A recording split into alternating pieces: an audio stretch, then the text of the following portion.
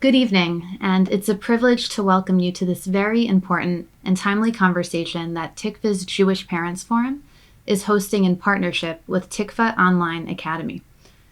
Before we get into tonight's discussion, I would like to share with you a bit about Tikvah, Tikvah Online Academy, Tikvah's Jewish Parents Forum, and why we chose to convene around this topic.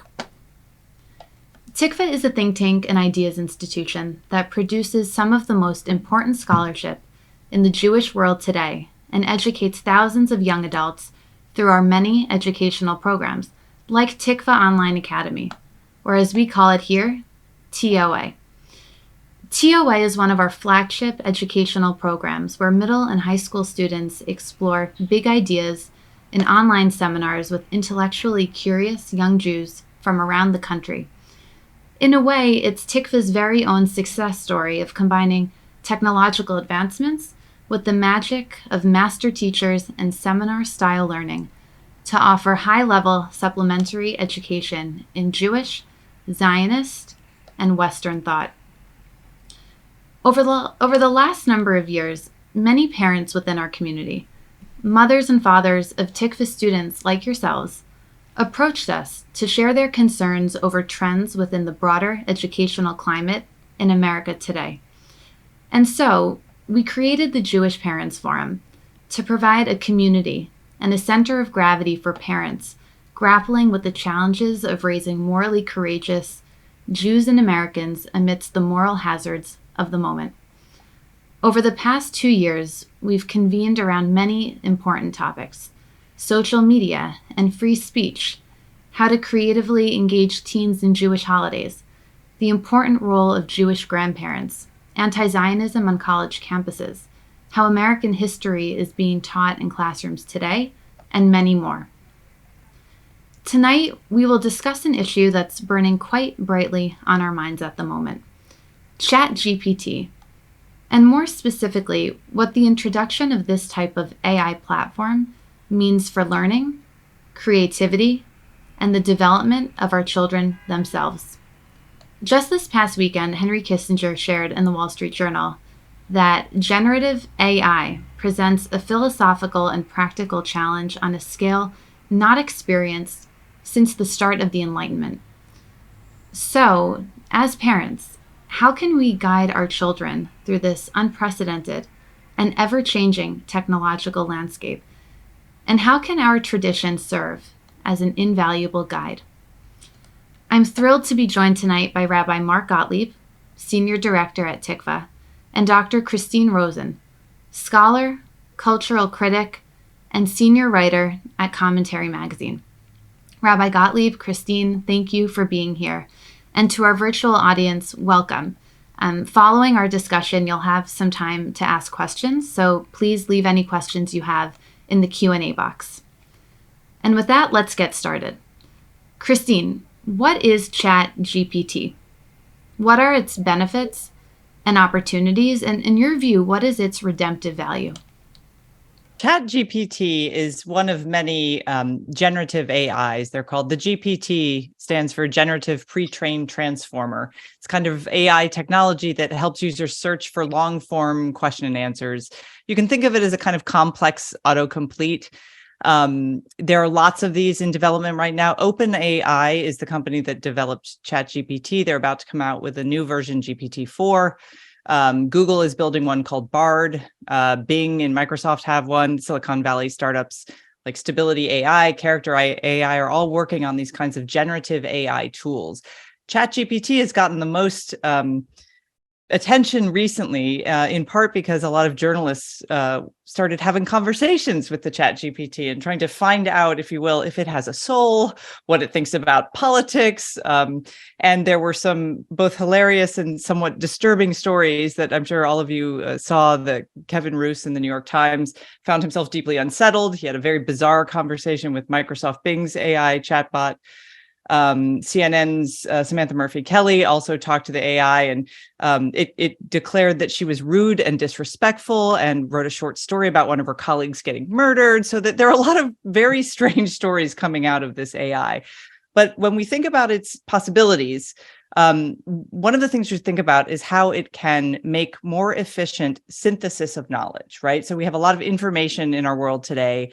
One of the promises of this sort of generative AI is to very rapidly take all that in and spit back a paragraph summary of, say, what are the leading historians writing this year about X, Y, or Z period in history. And the generative AI can kind of, in a split second, summarize that, give you a paragraph that's a pretty decent summary. The caution there is, of course, that the AI is trained not to always bring back factually correct or truthful answers. It is supposed to bring back and deliver what sounds plausible based on what it's been trained in its language AI training. So everything you receive from the AI is not necessarily true. It's not necessarily factually correct, and it's certainly not necessarily complete information. But it does, it can create a lot of opportunities in fields where vast syntheses of information need to quickly be gained. So imagine you're a medical researcher who wants to very quickly look at all the most recent literature and research on a particular condition. Ideally, a ChatGPT type technology could synthesize that information very quickly and present it to you. So that's the promise of it. And I know we'll be getting into some of the potential dangers and some of the ethical minefields, but it does present a lot of opportunities in certain fields. And I think we should keep that in mind as we talk about some of its challenges as well. So we've discussed some of the benefits of ChatGPT, but who benefits from this, and what is incentivizing the organization driving this technology forward? Who benefits? The companies that create these tools. And right now, this is where I start to become a little bit concerned about the pace and speed with which we're likely to start seeing these deployed in widespread use. They're going to be used for search. This is from a sort of business perspective, a very strong effort on the part of several other tech companies, Microsoft in particular, to challenge Google's absolute dominance in search. So they want to create tools that'll actually deliver a more efficient and more thorough search results for people that would rival Google. And as we know, Google's ad revenues are top of the business. So there's certainly a financial incentive for these tech companies to try to eat into that market share of ad revenue that's based on search. Because they're all in competition, ideally that will bring us some better products that have been fine-tuned and bring better results. But there's also, I think, probably some ethical steps that are being skipped over rather rapidly right now in the rush to bring these things to market and to see some sort of profitability from them as tools that are deployed on the internet. So as with all new technology, there's a double-edged sword here. So thank you, Christine, for the very helpful context. I often hear the argument that in every generation, there's some transformative technological innovation that drastically changes the social order. And examples might include the printing press, calculator, personal computers, and we can think of others. And with each technological revolution, there's a moral panic. Is the emergence of ChatGPT the same or different? And if this moment is different, how so? Well, I think there are certainly some similarities here. I think it is unique in the scale that it promises to transform how we understand information in the same way that I think the printing press did. And to consider the long-term implications of that are nearly impossible right now at this very early moment. I happen to be a fan of listening to some of our intuitions when it comes to moral panics in technology, because historically the moral panickers have not always been proven wrong. Sometimes they're actually proven correct. For example, I think a lot of the enthusiasm that greeted early social media platforms has curdled because now we have more evidence that particularly for children, these are not the kinds of spaces that are healthy for them. But that's taken more than 10 years for the culture to start to shift to that place. So I think there are a lot of important moral and ethical questions we should already be asking about these generative AI technologies. I hope that we will, and I hope people in the industry will do that. But as parents, we absolutely have to be asking these questions of our educators and talking about the ethical and moral challenges with our children, because this is different. This is going to introduce, and I know we'll talk about this later in the hour, but it's going to introduce a lot of issues with regard to authenticity and to truthfulness, to cheating, and all of the stuff that as parents and as educators, we're concerned about instilling the correct values in our kids and not not using technology as a crutch to overlook those important but often difficult ethical conversations. So that's a perfect segue. Let's turn to one of our educators, Rabbi Gottlieb. Let's zoom out for a moment and explore the act of creation itself. After all, it may seem like technologies like ChatGPT threaten creativity. So, what's the Jewish significance of creation, and in what way is our creativity bound up with our humanity? Well, thanks, Caroline, and thanks, Christine, for providing sort of the context for this conversation to first understand what ChatGPT is. So we'd like to say at Tikvah that the sources of Western civilization, and this is not distinctive or unique to Tikvah, but it's something we still like to say quite a bit, is basically Athens and Jerusalem. If you think about the origins of this great Western culture that has been developing for a few millennia, it goes back to Athens and Jerusalem. And if you look at Athens, the legacy of Athens, Aristotle, perhaps the paradigm of what the Athenian contribution to the West represents, very much believed that man was a rational animal, that the very definition of man's humanity was wrapped up with his rationality, was wrapped up with his power to reason. And while Judaism places a great premium, as we all know, on reason and debate and rationality, the Torah has a somewhat different exegesis, or a different genesis, really, of human beings' distinctive vocation, or human being man's distinctive charisma, or vocation, or genius even. And that goes back to the beginning of Genesis, where man is created, and the Bible says, "V'yipach ba'apav nishmat chaim," that God breathed into man the breath of life. "Vayihi ha'adam lenefesh chaya," and man became an ensouled being, or an ensouled animal. And the earliest translation of the Torah, the Targum, the Aramaic translation, defines nefesh chaya, a ensouled being or ensouled animal, as ruach memalala, a speaking spirit. So the essence of Judaism's definition of man, and I would say by extension, the essence of Judaism's definition of the creative act, begins in language, begins in the act of speech.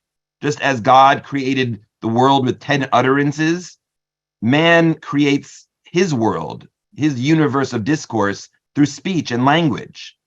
It's not logos in Greek, of course, means both reason and language. So there is a relationship between the Aristotelian idea of rationality and the Jewish and the biblical idea of man as a speaking spirit. But I think the language dimension, the language difference, the human difference, which is really expressed in language, is really so essential to man's generative acts and man's creative acts. And this is where clearly ChatGPT fails. It's reminiscent of the great 20th century poet Edna St. Vincent Millay, who writes that we lose wisdom in knowledge and we lose knowledge in information. That these are different domains. Wisdom, knowledge, and information are different things. And I would say at most, ChatGPT or any other AI technology can offer us information. It certainly cannot offer us wisdom. And I think that as long as we're clear about what it can offer and what it cannot offer, then I think we can have a thoughtful conversation about its benefits and liabilities and its virtues and vices. But if we don't from the get-go, if we don't from the very start clarify and define our terms and distinguish between human creativity in the form of language and ultimately in the form of wisdom, and the kind of information-based knowledge, the knowledge may be at a higher level, it's knowledge, but it's basically bits of information that are artificially woven together to produce a coherent sentence or a coherent paragraph or coherent text, we're at a lower grade of content. And it's missing that human difference. It's missing the soul. Of course, ChatGPT doesn't have a soul. That is what God breathes into man and makes man different and makes the human difference so powerful. But if we understand the difference between wisdom, knowledge, and information, then we can have a productive conversation about its virtues and vices as a technological platform. So I want to explore more deeply the distinction between information and knowledge, and I'll quote Aristotle, who you clearly like, and he wrote in Ethics. All should like Aristotle. Exactly. Christine likes Aristotle. Yes. I do.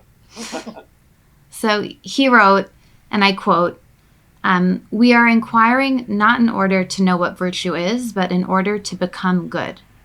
And he was stating that in the context of knowledge not supposed to be, that it was not supposed to be purely intellectual, but that it was a means to become good. So in a world in which we can know anything in a minute, how do we incentivize young people and our children to cultivate real knowledge and to not take these shortcuts?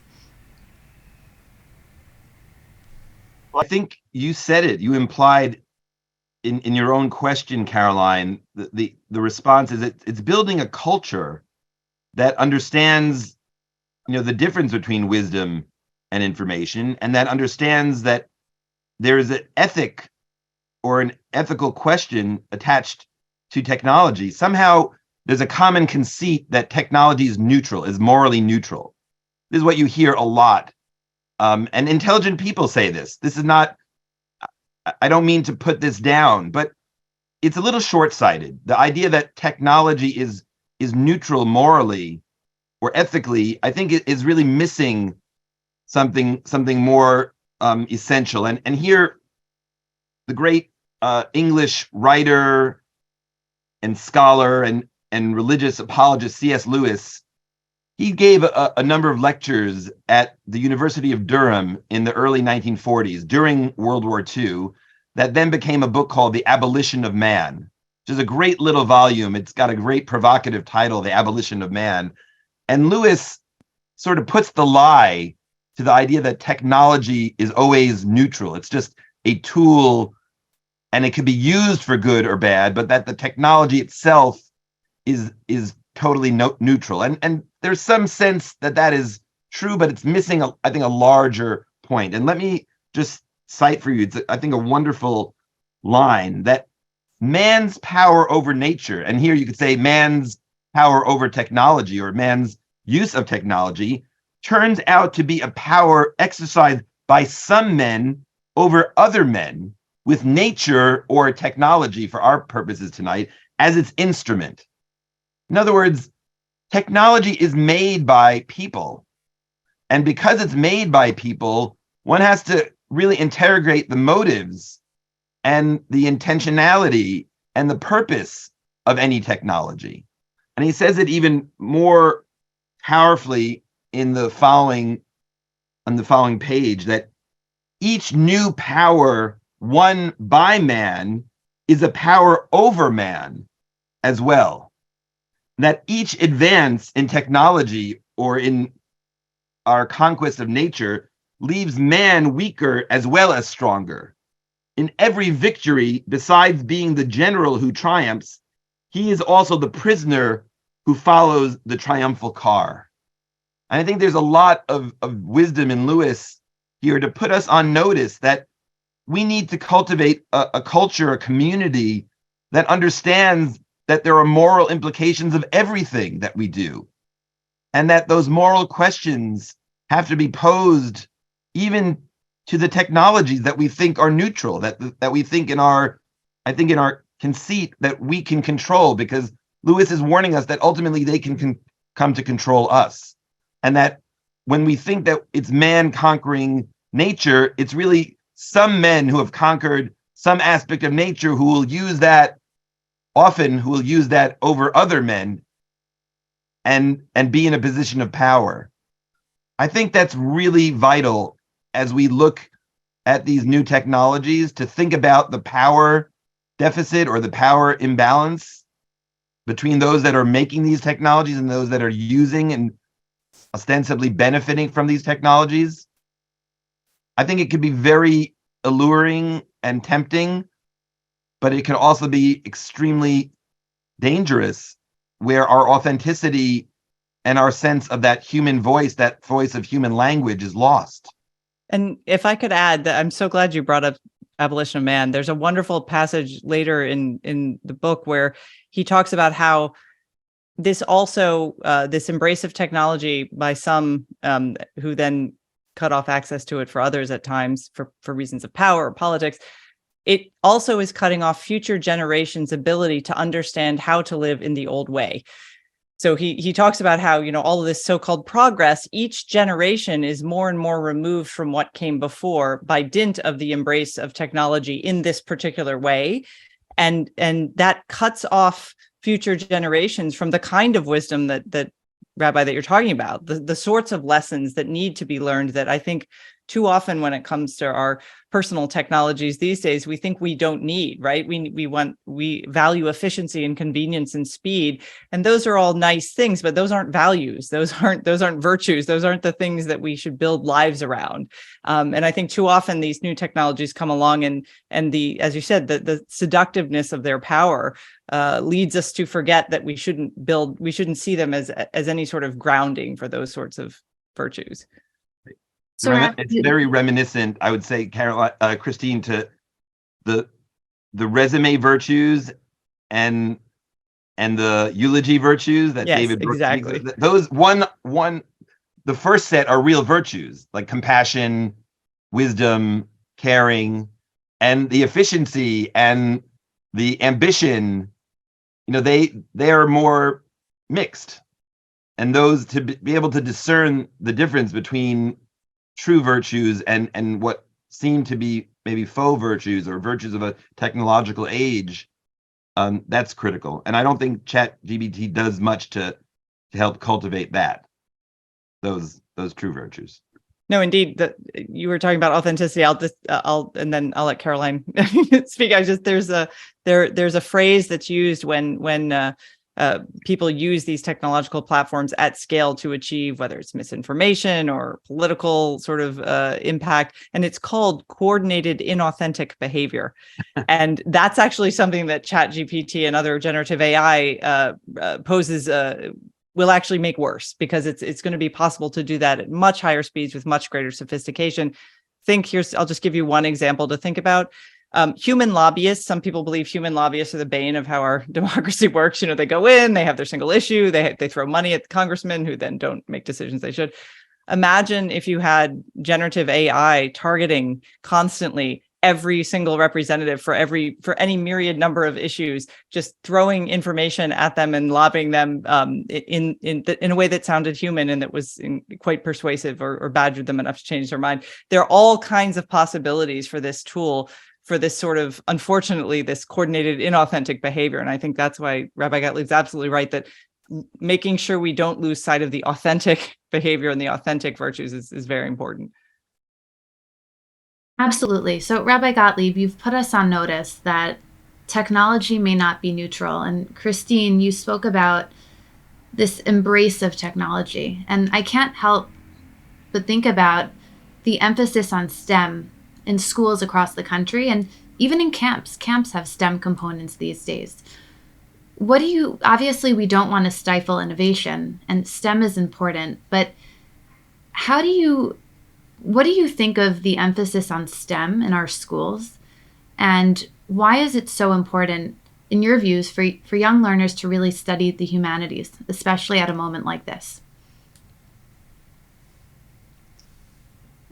Tackle that one first, and sure. I'll just say, as a humanities person, we need both. But I think what we need with increasing urgency now in the STEM fields, because we do need the innovation. We do need kids who want to create new things and improve people's lives with technology.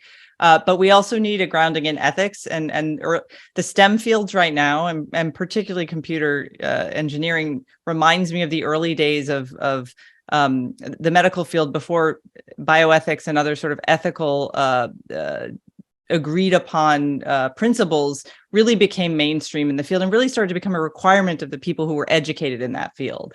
I think we're lacking that currently in STEM fields. Many universities that churn out extremely exceptional students in these fields, those kids almost never have to take a course in ethics of technology or in the history of science and technology that might reveal to them what happens when you have great power but use it for ill.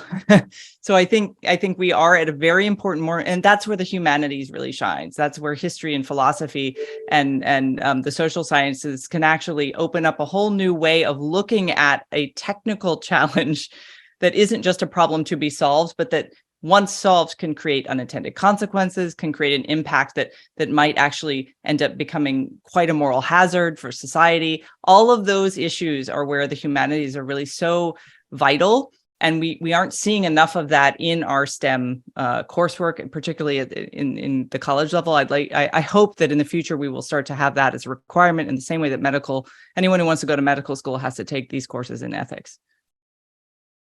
Yeah, I don't have too much to add to what Christine just said. I think it's a very powerful defense of the humanities, and I too wouldn't want to eclipse totally the STEM fields.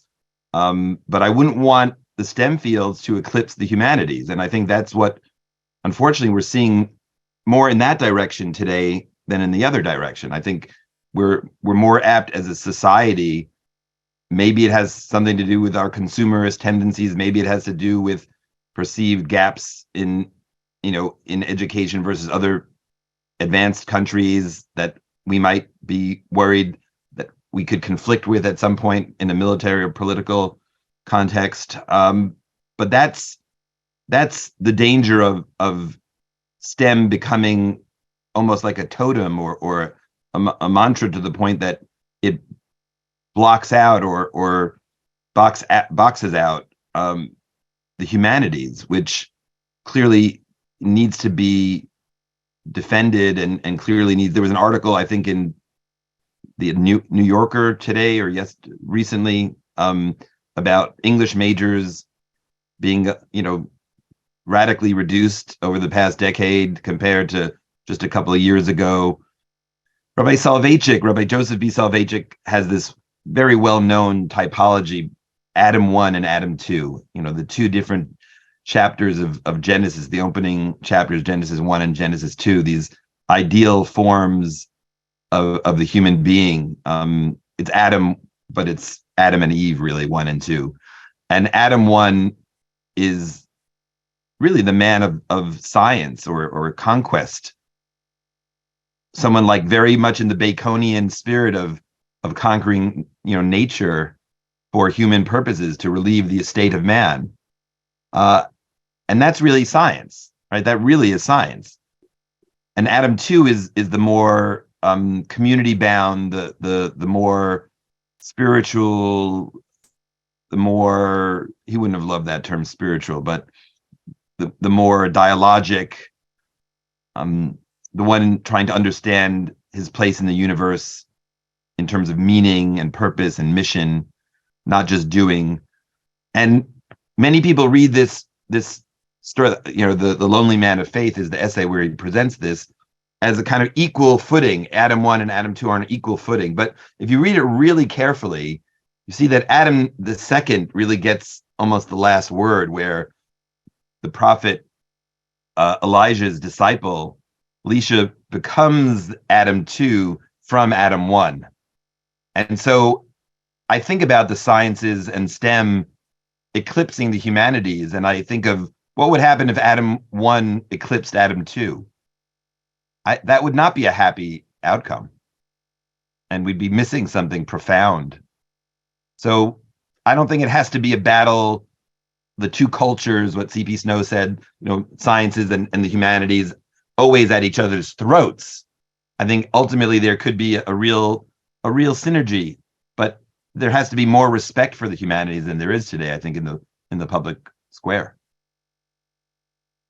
So this type of technology undoubtedly generates many ethical issues, and you've both touched on some of them.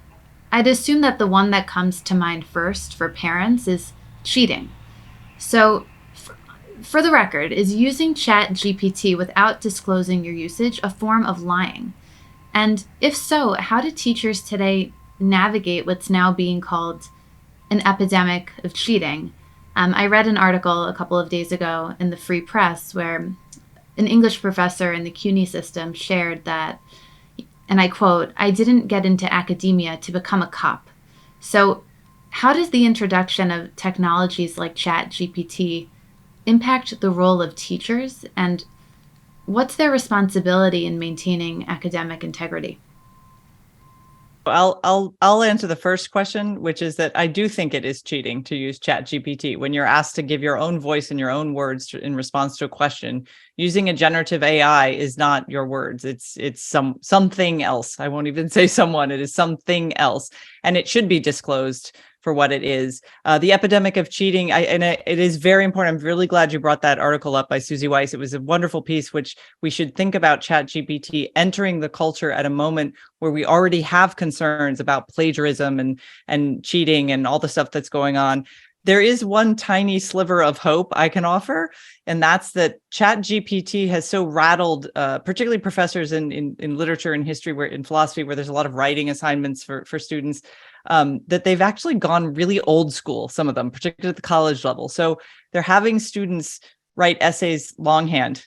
They actually have to pick up a pen and write with their hand in the classroom, rather than having them go home, where they might actually make use of these tools to efficient, but not their own words. They're doing things like, just thinking about ways to have group exams or oral exams, in-class assignments, where they are able to be closer to their students and actually watch the thinking process happen in real time without the crutch of using any of these technologies. Not every class can do that for every assignment. So I think it does come down to, particularly at the high school and university level, teachers and school administrators being very clear about this new sort of front in the battle for academic integrity.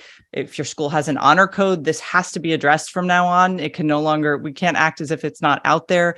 Some schools are trying to ban it.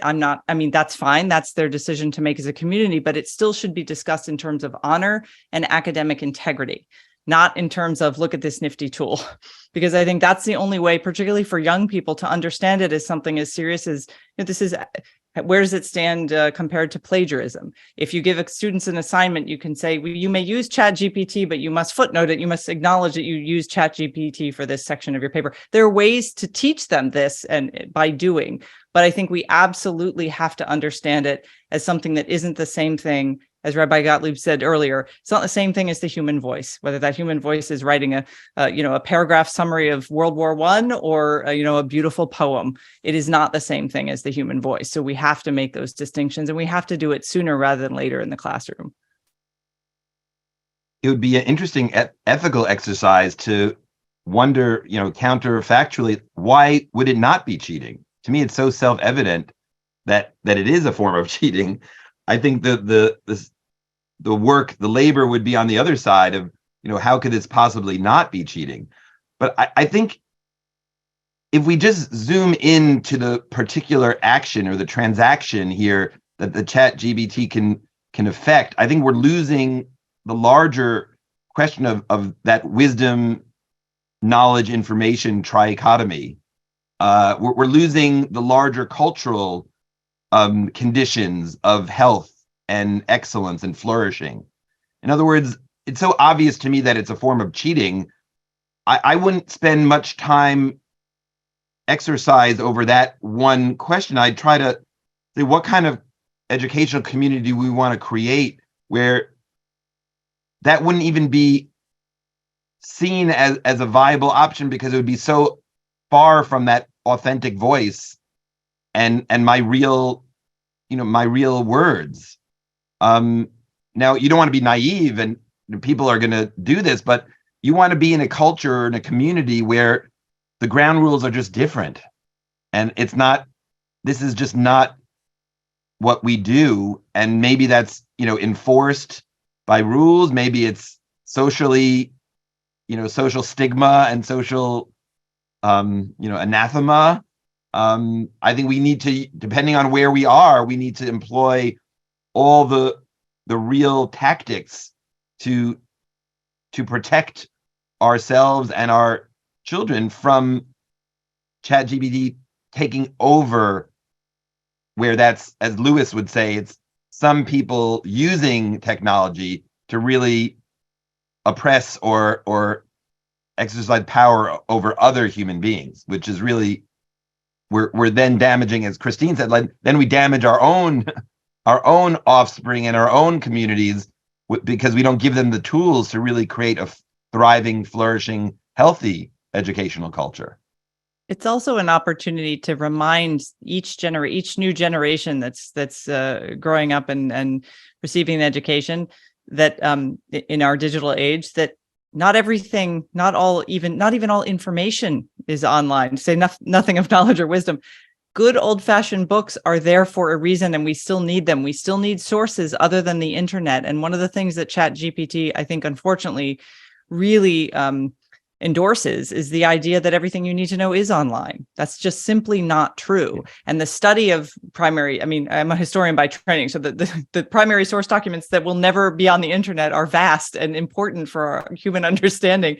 And even though lots of archives have been scanned, and that's extremely helpful for researchers, this is a good moment to remind our children that they still need to read books. They still need to seek sources of wisdom outside of what they can find on the screen, because the screen is a limited portal for much of what makes us human and much of what makes us able to understand what that means. So I do feel like you're absolutely right, Rabbi Gottlieb. It goes far beyond like a school's honor code or academic integrity. I think that we do not want to raise a generation that is extremely broad and shallow in its access to information, understanding of information, and has no depth of knowledge or wisdom because they've just skimmed along on the screen for so long. We have to make sure that they have other outlets for that sort of intellectual curiosity. Yeah, I mean, ChatGPT, it exacerbates this wound that our generation is really inflicted with, and that inability to go to a primary source, or to realize that there is a quest for true wisdom that takes hard work to move up that ladder that Edna St. Vincent Millay is projecting for us, from just knowledge, from just information to knowledge to wisdom. That's a journey that requires effort, that requires real time and investment. And this feels like just another quick fix.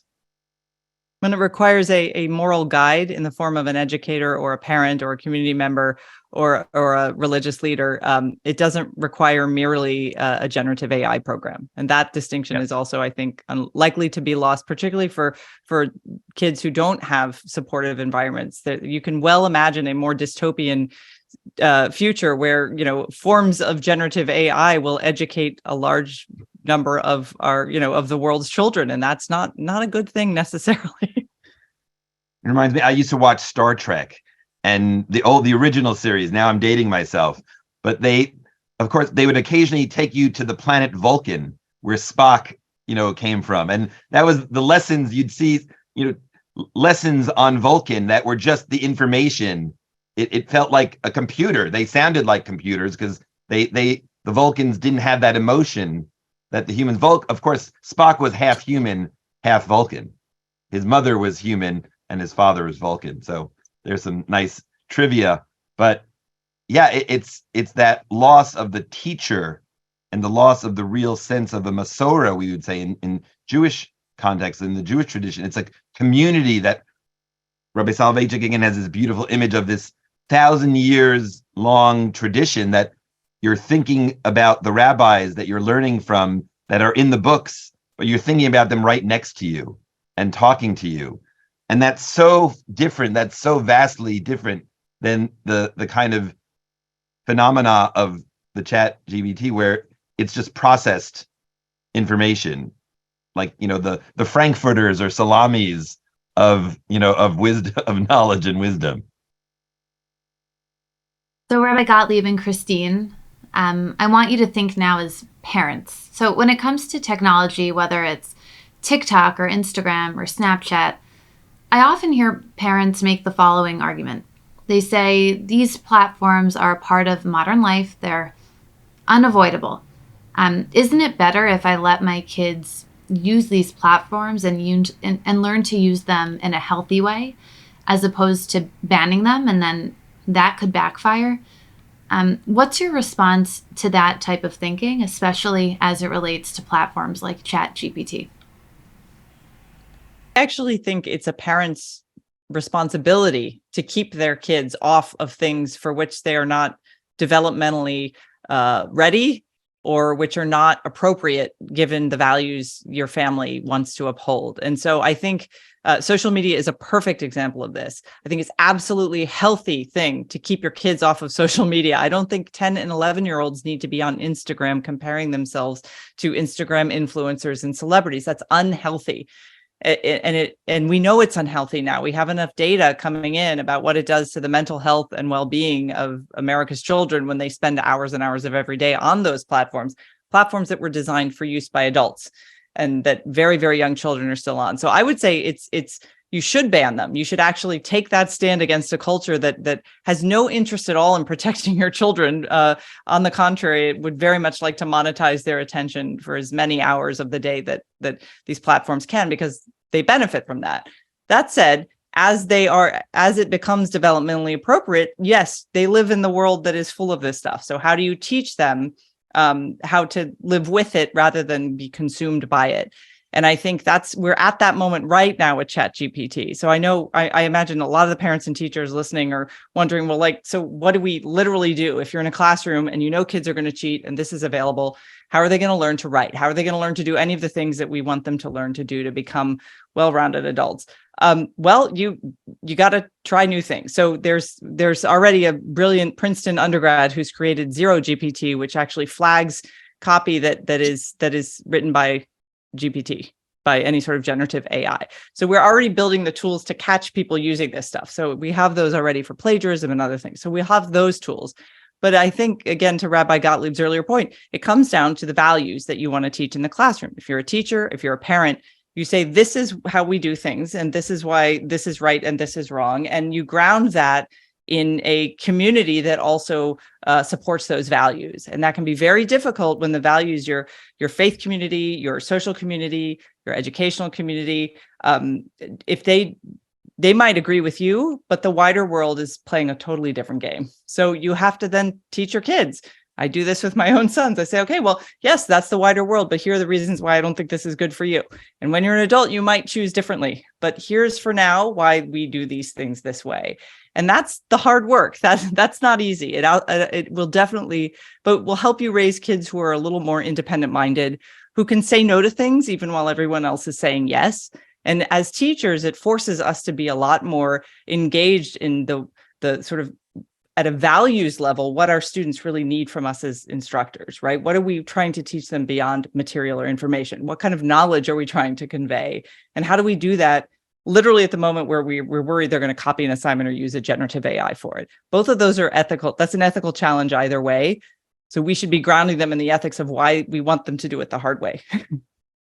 Christine, I want to take you around with me because it's great when the rabbi doesn't have to be the heavy. I know, listen. Lay down the law. You're on. I'll bring down the hammer. I love that. So you said it all. I think your question, Caroline, gets us back to the earlier point that technologies are not always neutral, that technologies, despite this common conceit, sometimes are just not neutral. And that means that we have to be very discerning about what the implications, what is the technology on the surface trying to do, and what are the things that it inevitably does in terms of forming our habits of mind, our attention spans. I mean, the attention span is dwindling because technologies are capitalizing on they're monetizing, literally capitalizing on our desires and hoping that has a way of altering, what our habits are in terms of purchasing. And this affects our ability to, pay longer attention to longer pieces and texts of information. I wish I practiced as well as I preach on this front, because it is hard I've got 5 kids. My older 4 are married and out of the house, but I still have a 15-year-old at home. And you know, I'm watching my long form films on Netflix from time to time, and she's on TikTok. And these are, I can make a case why one is far better than the other. But it's sometimes hard to convince when she's, Dad, you're doing the same thing. Just, then I have to get into the deeper questions of why this technology, this platform is actually doing certain things that the other one isn't. But we shouldn't be afraid. Every community has its ethos and its culture and its standards, and we do live in Babylon in some sense, and we do need to be honest about that. We don't want to be Luddites, but we can't let in all of this technology. So I wanted to come to a close by revisiting virtue, which we discussed at the beginning of the conversation. Our children cultivate virtue in the creative process, discipline, persistence, open-mindedness. Rabbi Gottlieb, you spoke about ambition. So how might this type of technology affect our children beyond simply their academic skills? And, to end on an empowering note, how can our tradition serve as a guide, and what can we do at home to help cultivate the type of discipline that technologies like ChatGPT are threatening to erode? I think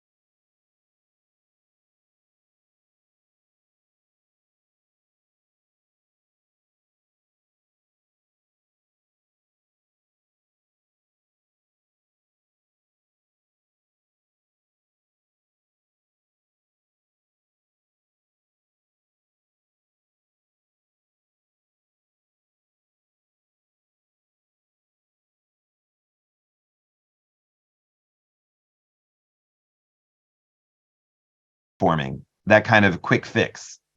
And I think that's the largest deficit or the largest liability is it hardwires us through habit to take shortcuts, to take moral and intellectual shortcuts. And adults and teachers know that that's rarely the best way to acquire virtue or wisdom. That is, I agree with everything Rabbi Gottlieb said. And I think just to add to that, we should model that behavior, which you alluded to earlier. We have to model that behavior ourselves as parents and as educators, by which I mean, with very young children, if you're doing something that actually is complicated and takes time, maybe you're baking something that's, takes a long time, or you're doing some complicated puzzle, explain to them why you're taking the time. Because that's actually something that at a very young age, kids are being rushed and hurried around, and they have they're very aware of time, even as they don't understand what it means in terms of how we use it and its value, and that there's time, there's sacred time, there's play time, there's work time. Like, you can talk about that as a part of a larger project in terms of why we sometimes have to take the hard way. Because the shortcuts are really what our society right now is structured around everyone doing. And that earlier piece we talked about with cheating on college campuses and the very blasé attitude of, well, everybody's doing it, so I'm kind of a sucker if I don't, right? Because if I work hard and everybody else is getting an A because they're cheating, that starts very young, that we teach our children, whether as teachers or as parents or both. No, we do this not because it gets you the A. We do this because this is the right way to do things, and because you're a better person for having challenged yourself, even if you don't succeed. It's the effort that goes into it, not the A or the resume building item at the end of the tunnel. And that's a daily process that we have to model ourselves as parents, and that we have to actually articulate to our kids. And we can do that in very basic ways, but those building blocks, I think, are really important. So then when they become older, particularly when they become teenagers and they're very influenced by their peer groups, our influence wanes a little bit, but hopefully we're that little voice in the back of their head when someone says, well, let's just cut class because I can have ChatGPT will write my paper. They hear a voice, and maybe it's, screeching mom or kind of finger wagging dad, but that voice is important. That's the beginning of a conscience. That's the beginning of an understanding. That's the beginning of wisdom, hopefully. So I think we want to be that voice. But we want to do it in a way that's where we're modeling that behavior for our kids too. And that's a real challenge, I think, as adults for us, who we all deal with technology. We have to be very cognizant of our own use of it in the example we're setting. Okay, great. I think now we can take some questions from our virtual audience. So, Rabbi Gottlieb, this question is for you. Could you possibly speak to whether the proliferation of information might be contributing to the devaluation of the power of words and language? And how can we guard against this? Well, I think the image that I conjure up when I hear that question is Babel, sort of the mix of languages that is, of course, the curse on humanity when they are trying to construct something that is really a form of hubris, a form of gargantuan ambition. And some of the tech platforms that we're talking about do come from that ambition, that great social ambition to create one world, or create a language that can speak across communities. And I think we devalue language. That's the confusion of tongues. That's not real language. That becomes speaking at or across purposes. Language needs to be, as any language is learned, it's learned in community. It's learned in the intimacy of a mother and a child, of a parent and a child, of a teacher, a Rebbe, and their student. Artificial languages, which is in some ways what this is, it's creating out of natural language, our human language and ideas, it's creating a kind of artificially made language. It's made artificially. In other words, it's actually the syntax. I mean, Christine knows the mechanics of it in a way. The networks that it tries to reproduce are like mimicking neural networks, and there's something artificial. It's a machine. So I think that, yes, I mean the proliferation of artificial language inevitably has to demean natural language and the human language. So I think that's where we want to recover the humanities, and we want to. Tikvah spends so much of its time intellectually and educationally trying to recover the humanities in this digital age. I think that is a challenge, but we need to protect the intimacy, the authenticity of our natural languages. I think we have time for one more. Someone wrote, can you talk about how ChatGPT could be used to heighten Jewish learning? For example, I know friends who have been asking ChatGPT for synopses of the weekly Torah portion and key commentaries. So in your view, is there any positive way for ChatGPT to heighten Jewish learning? Again, information, sure, it's great that students might find something intriguing or exciting about asking the ChatGPT for the synopses, but you're getting just information. And here, again, when it's a very basic query, you'll get some basic knowledge and basic information, but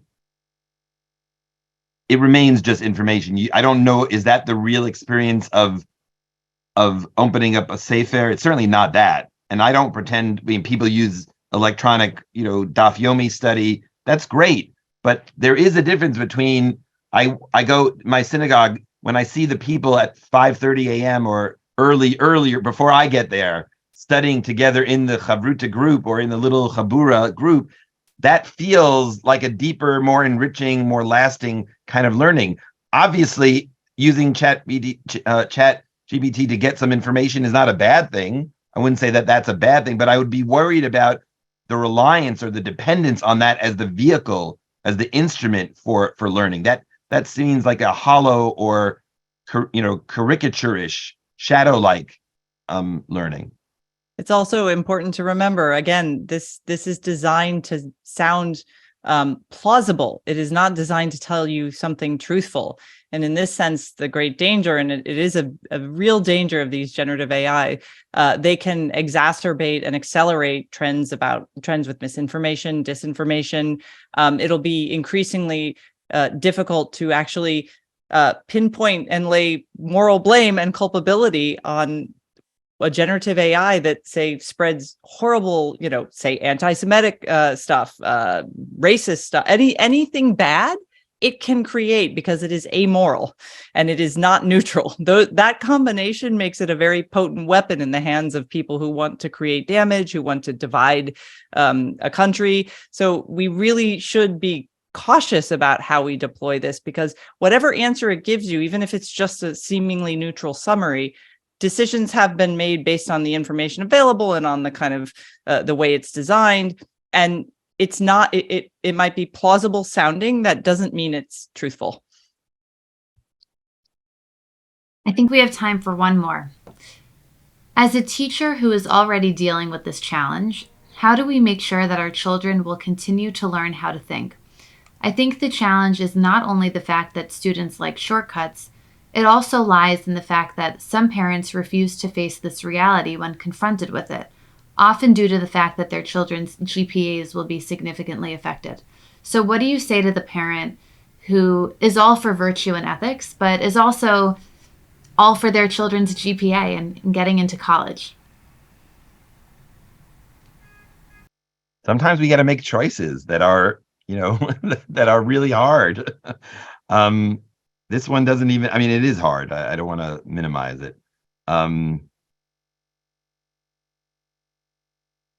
There are some situations where you can do a both and in life, and some situations that are either or. And it feels to me, unless I can think of a more creative way to redeem this, that it's an either or in most cases. Christine? That sounds so final, but Christine, yeah. No, I agree. I think by teaching the lesson to a parent who says to a child, the A matters more than how you got it, is teaching a particular kind of lesson. I happen to think that's not a great lesson for that kid. It is the lesson that gets you more and more undergrads thinking that plagiarism and cheating is no big deal. It's just, it's a very instrumental way of thinking about how to live your life, and it doesn't leave much room for virtue, because virtue takes time and it takes cultivation. And parents saying to kids, well, yeah, use the shortcut if everyone else is using it, and it doesn't really matter, because what we're really focused on is the big prize. Your future is more important than how you get there. That never ends well. History and literature, all of history and literature has taught us, hopefully, that. Christine, that's a great note to end on. Rabbi Gottlieb, Christine, thank you. You've left us with so much to think about, and I hope our parents found this empowering and worthwhile and instructive. And with that, I think we conclude. So thank you very much, and have a great night.